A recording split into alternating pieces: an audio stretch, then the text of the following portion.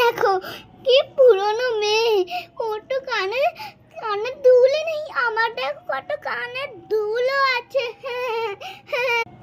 ভাই এবার মজা উড়াতে নেই রে, তখন তোর যদি কানের দুল না থাকে তাহলে তোর কি হবে রে? আমার না থাকুক না থাকুক, তোরটা দেখি। আমি এবার কিভাবে আনবো?